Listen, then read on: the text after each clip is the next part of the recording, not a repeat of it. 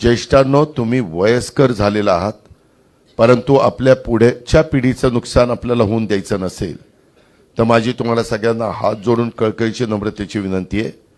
मी कामाचा माणूस आहे, मी शब्दाचा पक्का आहे. मी कधी त्याच्यामध्ये जातीचा पातीचा नात्याचा गोत्याचा विचार केलेला नाहीये.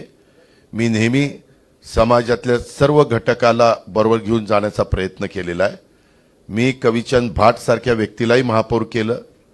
मी त्याच्या संदर्भामध्ये अण्णा बनसोडे सारख्या पानाची टपरी चालवणाऱ्या व्यक्तीला पण आज विधानसभेचं उपाध्यक्ष केलंय, आमदार केलंय.